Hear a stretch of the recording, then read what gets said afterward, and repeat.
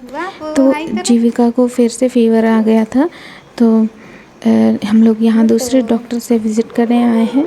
तो यहाँ जीविका का चेकअप होने के बाद ब्लड टेस्ट के लिए बोले हैं।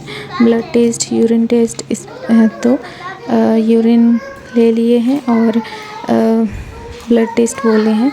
तो यहाँ पे जो ब्लड टेस्ट लेते हैं, ब्लड लेते हैं, वो आए नहीं हैं, तो वो आ रहे हैं। तो उसके लिए हम लोग थोड़ा सा वेट कर रहे हैं। यहाँ पर खेलने के लिए बच्चों का कुछ है, तो यहाँ जीविका और बाबू थोड़ा सा टाइम स्पेंड कर रहे हैं, खेल रहे हैं, थोड़ा सा मन को बहला रहे हैं।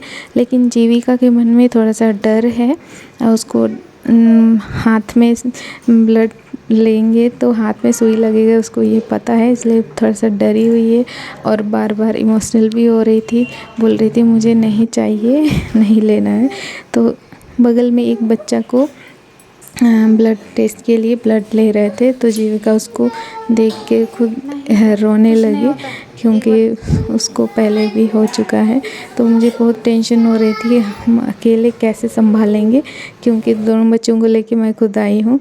तो यहाँ पे जीविका का ब्लड लिया गया सैंपल, बहुत ही मुश्किल से नर्स को आकर के पकड़ना पड़ा, और मैं भी पकड़ी हुई थी और तब जाके लिया, क्योंकि जीविका बहुत छटपटा रही थी, बहुत रो रही थी, और इस वजह से दोनों हाथ में से निकालना पड़ा ब्लड। तो यहाँ उसको थोड़ा सा दर्द हो रहा है, तो वो हाथ नहीं सीधा कर रही थी, फोल्ड की हुई थी। तो उसको मैं बहुत मना रही थी, बहुत बोल रही थी कि देखो, अगर बहुत देर तक हाथ फोल्ड करके रखोगी तो वहाँ पे जहाँ से ब्लड लिए थे वहाँ पे धब्बा पड़ जाएगा काला सा। तो वो धीरे धीरे मान गई और अभी फिर से नॉर्मल होके खेलने लगी। तो अभी हम लोग वेट कर रहे हैं रिपोर्ट आने का।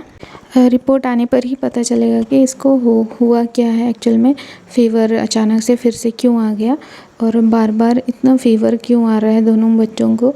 तो अभी तो बाबू ठीक है फ़िलहाल, जीविका को फ़ीवर है, तो इसलिए उसका टेस्ट हुआ है, ब्लड टेस्ट। तो रिपोर्ट में देखना पड़ेगा कैसा आता है। तो मिलते हैं आपसे नेक्स्ट वीडियो में।